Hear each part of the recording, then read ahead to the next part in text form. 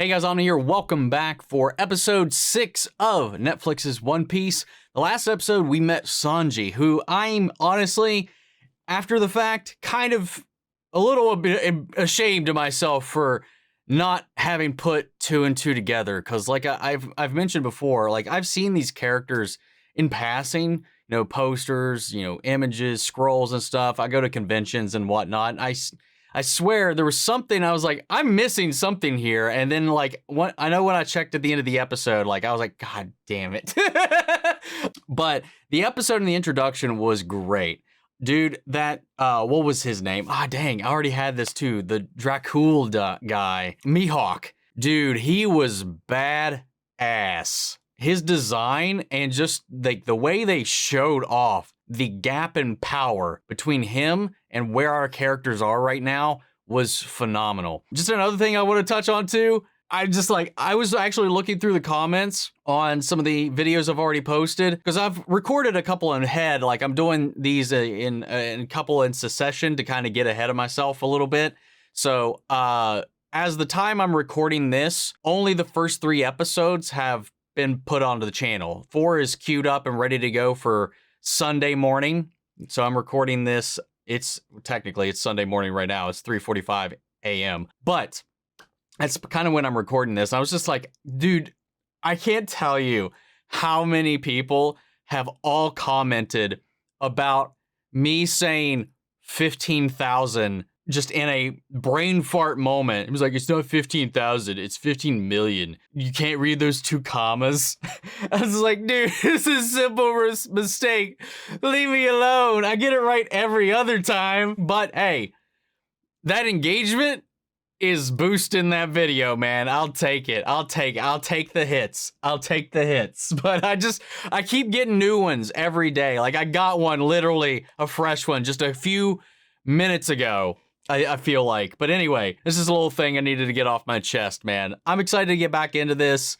I decided to pull this old bad boy out because this is the closest thing I've got to a skull and crossbones. But guys, with that said, let's go ahead and hop into this. If you want to see the full-length reaction, you can check that out over on Patreon. It is in watch-along format, so you will need your own footage to sync up with the time codes and react to the entire episode. Over there, you also get to suggest and vote on what movies to react to each month. We got monthly Q&As, behind-scenes footage, try to make it worth your while since you are going to support the channel. But guys, I'd really appreciate it if you enjoy the reaction to leave a like, drop a comment, subscribe if you're not already. But with that all said and out of the way, guys, let's go ahead and hop into episode 6, The Chef and the Chore Boy. Here we go. Zoro, hey, can you hear me? Where's the first aid kit? Do we even Zoro? Aww.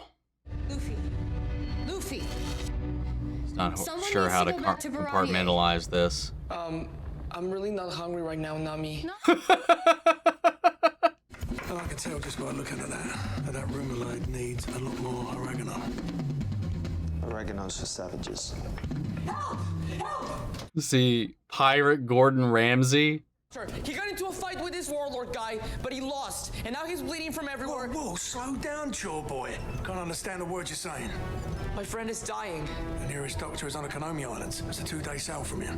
2 days. Brunch is not gonna prep itself. Yeah, well, you always told me to feed anyone who's hungry. I don't see how this is any different. How's that gonna help? A fresh yellowtail in the cooler. Bigger the better. Yellowtail? Just do it already. Huh.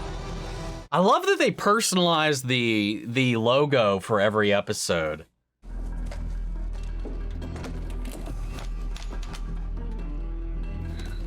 Is that to sterilize the wounds? Hell no. That'd be a waste of really good liquor.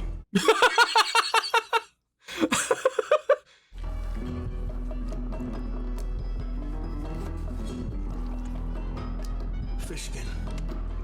Oh, okay. He's got 1 foot in each world right now. Caught between life and death. You have to find a way to keep him tethered to our world. Talk to him. Tell him stories, sing him sea shanties for him. Oh, fuck. Okay. Whew. I don't know why this got me all of a sudden. Where's Luffy? I decided to let him go. I specifically told you to bring him to me. Come now, Vice Admiral, I don't take orders.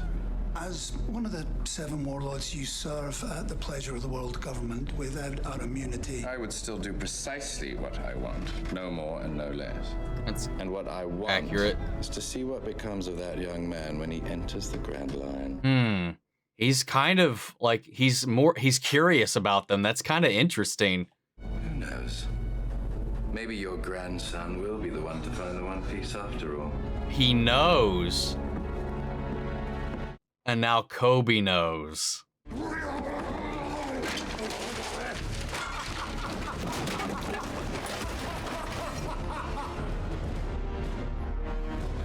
Wow, man. Damn. It's just like when he was up on the deck when Luffy showed them up. Dinner in the mess hall tonight. Oh, wow. Interesting. What does he like? He really likes rice balls. And beer. What about rice balls soaked in beer? Can you make that? He's such a good kid, man. I also want him to sleep so that his wounds can heal. Or maybe he just needs some water, right? After all that fighting, he must be awfully thirsty. I think he's also really trying to avoid the potentiality for this to go the other way. Zeff once told me that making decisions is what separates a captain from the rest of his crew. And he was one of the best pirate captains that ever sailed the seas. Zeff was a pirate? Yeah, captain of the dreaded Cook Pirates. How you two meet? Were you on his crew or something? Not exactly. 9 years ago. I'm working on my velouté. Gotta get the texture just right. Look, what? This is a ship's galley. You're never gonna serve fancy stuff like that. I will when I get to the All Blue. Hear that, boys? Sanji's going to the All Blue. It's not a real place, kid. The All Blue doesn't exist. Pirates! We're getting boarded! Pirates? We're gonna get out of here! His boots really are soaked in red. Okay. No. He's got a bandolier of fucking spices. Wow, he decked that kid. I'd rather die than have you season my food. That's not half bad. Better than anything you can make, you old shitbag. You got a sharp tongue on you, boy. About to cut it out and fry it up with some pig fat. Do what you want. But I'm not gonna die here. Not until I find the All Blue. What does Little Luke Plant know about the All Blue? Oh, wow.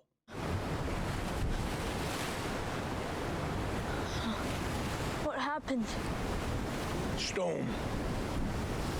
Sunk both our ships. For the crew. They're all dead. Wow. Except for us. Damn, dude. This is all the food we got. So eat slow. There's no more after this. Why do you get the bigger one? Because I'm 3 times your size, that's why. Now go over to the other side and keep a lookout. Don't you bother me unless you see a ship. You got it?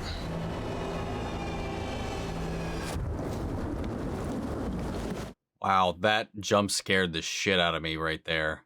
Day 25. Oh my god.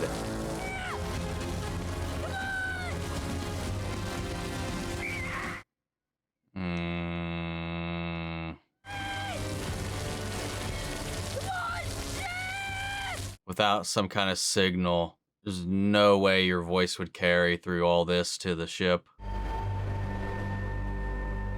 Hell, do they end up eating his leg? Is it because he still had day 70? They did not have that much food. You still have some food. You gotta give me some. Oh, he didn't even. He gave him all the food. Oh, he's probably been eating his leg. Where is it? Oh, but he gave him everything then. How are you still alive? Yep. You gave me all the food. Why? You don't even know me. Why would you do that for a stranger? I have been searching for the All Blue my whole life. But Now my time has come to an end. If there's any hope for somebody else to find it, he wanted that to pass on. I like that everything comes back to, like, people's dreams, man. The all blue is real.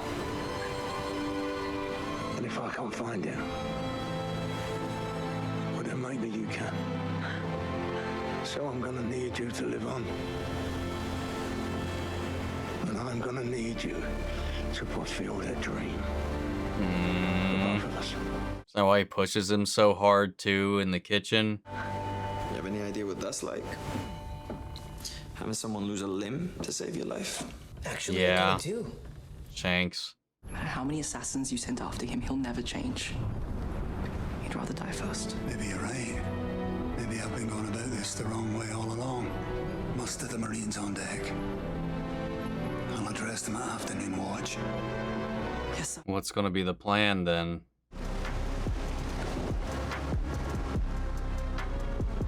What was that? Oh! Wow. That's wicked. They can just Aquaman through the... That makes sense, since they're fish folk. Looking for a pirate in a straw hat. Goes by the name of Luffy. Right. Hey, Zoro. What's up? I just wanted to tell you that Speak from the heart, man. it's... Luffy! Luffy! Great. The Arlong pirates are at Baradier. We have to leave now. What? Why? Why should we leave? Because they're looking for you. Me? I can't let innocent people get hurt because of me. If those Fishman guys want to fight, we're gonna give them one. You stay with the ship and protect the map. It's gonna be safe with you. That's putting a lot of responsibility in her shoulders that I don't think she wants to have. Cause I have everything that's yours. But you need passionate humans. There's nothing equal about us. Fishmen are superior to humans in every single way. Stronger, faster, hungrier. I don't think that last one is beneficial.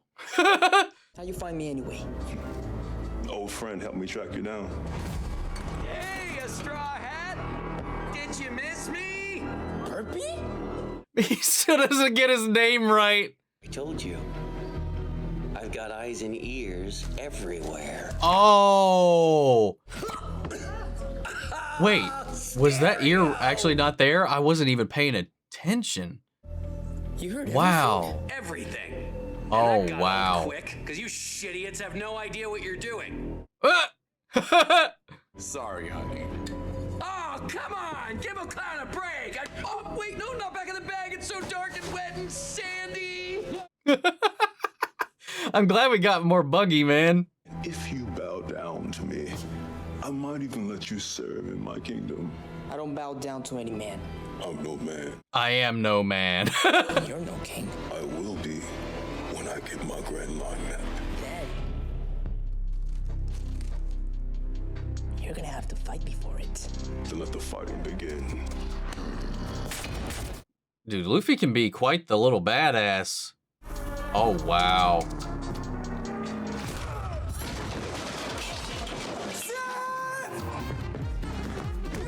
Yo, let's go.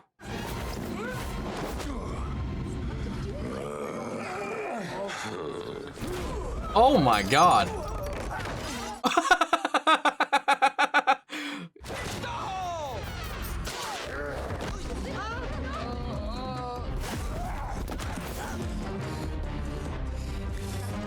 You know, since he's like rubber, is he immune to blunt force trauma? I know like blades work and you know, iron shells don't work on him. Oh, wow. Oh. I told you in the bar I didn't have any friends. The truth is I couldn't let myself have them. Because I always end up hurting the people closest to me.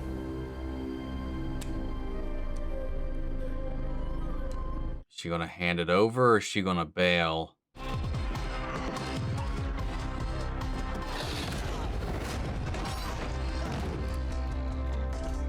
Hey, at least he didn't land in the water. That would have been bad news.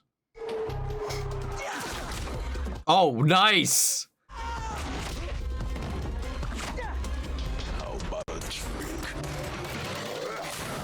Oh, no, no, no, no, no, no, no, no.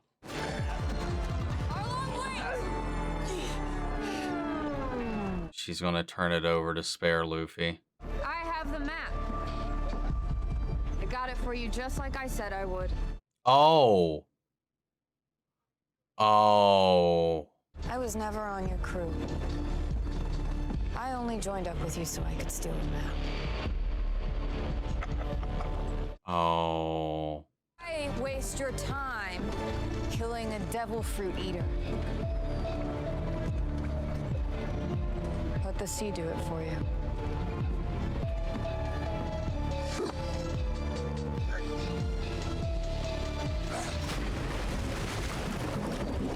Damn. Wow. Sonic drowning music begins playing. Oh, look at this. Man.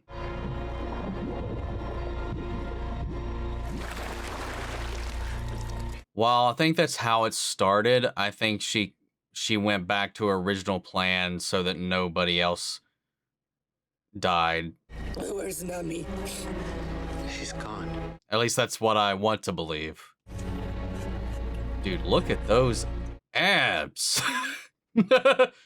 So the gloves are coming off. We will capture them, and they will be brought to justice. How do you feel about what you've done, Koby? How do you feel? Probably not great based on that. We still have some time in the episode left, because so far this is a bit of a bummer. I did not save your life so you could waste it at Baratier. It's not like I can just leave. Why the hell not? Because you couldn't run this place without me.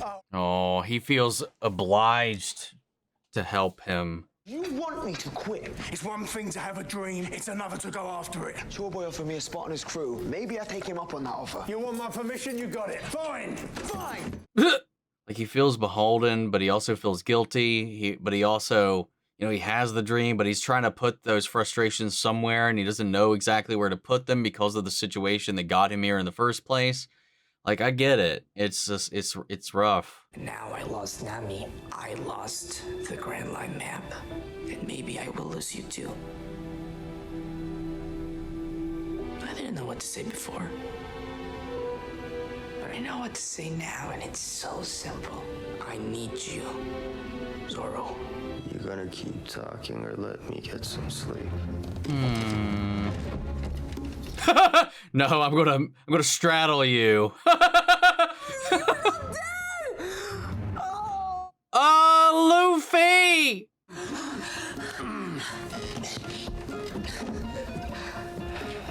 The strangest dream. You were there, and you were there, and you were there. Didn't do anything wrong. You acted like a captain. I, Roronoa Zoro,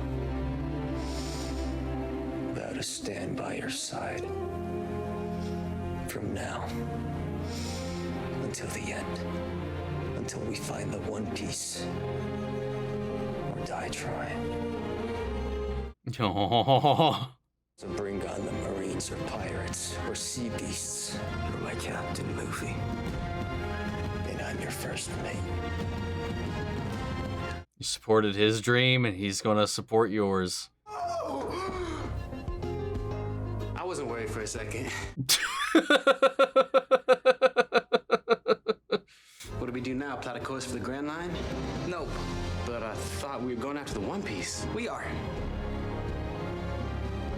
But we can't do it without our whole crew. First, we're going after Nami. We will make her be on our team. Heard you guys need a cook. Yeah! Yes, we do! And someone who can kick a butt. Why are we bringing the waiter? He missed all that. No. When is this thing gonna have its Roger, man?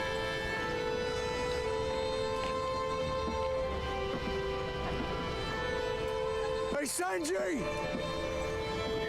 You keep your feet dry. Goodbye, Zeff.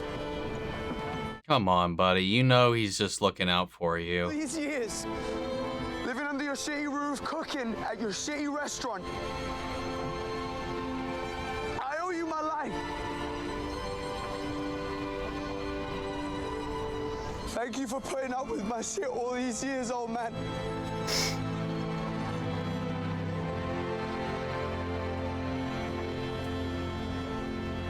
I'll never forget you, Zeff. You can always come back. This place is still here.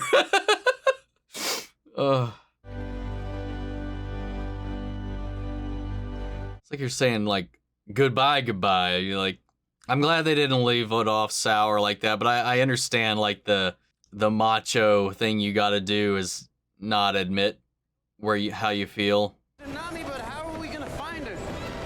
Yeah, we don't even know where she is. I know someone who does. Who might that be? Buggy's the only person I can think of.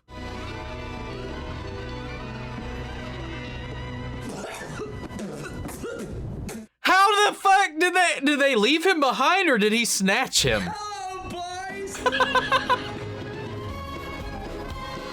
Now that's how you get ahead in life. Okay, we didn't end too sour. Yeah, the way I feel about it is I think after everything they've done, like, I think Nami, we've seen her have genuine moments with them. You know, it started off, she was very much at a distance, and as she admitted to Zoro, you know, kind of continuing their conversation when they were doing the drinking game about opening up, you know, kind of coming back to that. I think, like, you know, one, he's unconscious, so she can kind of get something off her chest and not really have to worry about anybody actually hearing about it. The way she was talking about it, and the way she was also pushing Luffy and challenging Luffy's decision, he's like, listen, I'm not going to get in the way of people's dreams. You know, I'm going to support my crew, but I'm never going to stop them from doing what they want to do. There is a push and a pull to that, though. Like, I do think Nami in some way is like, maybe you should have, like, acknowledged that maybe he wasn't ready. But like Luffy said, he didn't think that Zoro could lose, but that's just his kind of naive nature. He kind of gets them into these situations that gets them in over their head because of his confidence, because of the way he kind of holds himself up kind of high. And like that, he sees his crew as kind of infallible. He's just kind of naive that way because he trusts and gives himself without reserve. And it's just kind of interesting to see how that goes, because now he kind of sees a little bit of the fallout from that, and he was carrying that weight a little bit, especially when he was also trying to avoid the realization and possibility that Zoro might not make it, also based on his decision and how things were going under his leadership. Like seeing him try to learn and adapt and evolve as a captain, and maybe seeing where there's a middle ground. But at the same time, you know, Zoro kind of respects him for what he did. He was like, listen, you gave me that opportunity. I'm here with you. I'm still alive. I have another chance to fulfill that promise. I can get back, I can get stronger, I can keep training, and I will get that guy, all because Luffy took a chance on him. It's interesting, too, the way those two have kind of, and I do feel like maybe we're skipping some steps, because a lot of it does, like, at the pace of the show, and obviously, I'm sure there's episodes upon episodes and chapters upon chapters that we're really kind of cruising through that would have fleshed out some of these turns a little bit more. I can feel that we're kind of like skipping some beats, but I think maybe because I know that I'm filling in the connections myself a little bit, and I'm not putting that so much on the show itself, but I like what they did with it and the way they kind of came together as captain and first mate. He's like, hey, you gave your all for my dream, and like he did with his friend, I forget her name, I apologize. Like, they shared a dream, and he made that promise to fulfill that dream for them. And now he's like, as long as I'm alive, you're my captain. I'll protect you. Because he wasn't there for him in this moment, and everything went to shit. So now there's like this shared responsibility for one another that's come about of this, because they put each other's lives in each other's hands, and in these kind of different ways. That part it just got to me, man. Like, and then the Sanji stuff with him and the chef. With Zeff, kind of seeing how their relationship began and how their shared dream. Again, I love what the show does about dreams. And that one line about, it's one thing to have a dream, but it's another thing to chase it. Lots of us have dreams, but over time, life beats us down. And sometimes we just think it's easier to just stay complacent, follow the status quo or whatever. It takes courage. It might be stupid. It might be naive, but like when you take a chance, because that's what you have to do, to take a chance. Like I admire that so much. You know, logistically, logically, you know, you can get by safe and sound, doing what everybody else does, settling down, getting the average job, just living your life, coasting. But like at the end of the day, sometimes that just isn't fulfilling. That's why people have midlife crisis. That's why people like hit these roadblocks in life. And it's just seeing that moment where that's happened now for Zeff. He missed that chance. And much in a way that you have those kind of parent-son relationships, not just son, just parent-child relationships where maybe they want to like use you as a surrogate for the dream that because of you in some ways, you can't fulfill anymore. So they might be like, hey, I could have went to college and been a star basketball player. Then they push your kid because now they couldn't pursue that. They push their kid to do all these things. It's almost the same thing here, except what's different about this is they shared the same dream. Nobody's forcing it on anybody. And he saw himself in this kid and spared him. You know, he was known for axing people. He was known by the blood on his boots, you know, and he saw this kid have this fire and this like desire to find the all blue. And that's why he became a pirate. He's like, he saw that. And then to go the lengths of like, you know, we're in a shitty situation. I'm in my later years. You know, this kid is here. He's just a runt. He's just a pup. You know, he wanted to make it seem like he was being a bit of a dick, keeping the big bag. But that was just all the riches, probably the stuff they hung on to sell to build the restaurant to begin with, I would imagine. But the fact that he told him to stay over there because he also didn't want that guilt to be shared for what he was going to actually do to try to survive. You know, he pushed himself. He ate of himself, literally, for that kid to not have to go through that. Because if any one of them was going to die, he wanted it to be him and for him to go on and follow that dream. Because again, if he can't do it, maybe he can pass it on and give this kid the chance to. But because Sanji, having the heart he has, once he realized and saw he did that for him, he also kind of felt like he owed it to him. Also because, you know, now he has a struggle or two because of what he sacrificed to save Sanji. So there's this like codependency that is kind of developed. And that's why Zeff is so hard on him in there. That makes all of this stuff in the last two episodes between these two characters make a lot of sense. He wants him to be out there. He wants them to fulfill their dream, but he feels like his obligation is to this restaurant, to Zeff. It's kind of like when, you know, coming back to a parent-child relationship, it's kind of like when you have your parent, you know, whatever, and you have your opportunity to go and do something for yourself, but then maybe they get sick or something bad happens at home. Maybe they go on hard times, lose a job, whatever, you know, and then you feel obligated to sacrifice your potential to take care for them, because otherwise, what are you doing? You're leaving them, you're abandoning them. Like it's this vicious kind of cycle that can come into your brain in certain situations like this out of desperation. And like, I get it. Like that's real. Like that stuff happens in everyday life. And I don't know, like out of everything we've seen so far, you know, I like those moments, you know, with Kaya and her parents and the way Nami kind of projected onto her this idea without ever kind of learning to empathize with people who maybe have had it a little bit better than her. And just, you know, because you have things doesn't automatically make you happy or your life fulfilling. So like, I like these real moments like that. And then this, and then, you know, because neither one of them really wanted to confront why they're acting the way they are or why they've made the choices that they've made. Because again, as a man, you bottle that shit up. It's hard to admit it, but when it came down to it, like he just wanted to be mad. He wanted to put that out there. And I was so worried that they were going to leave on those terms, and I'm so glad that they didn't. And that got me, man. Like I got misty for sure with the Zoro Luffy thing, but the Sanji Zeff thing is they finally like said fuck the walls and let it out. That got me, man. It really did.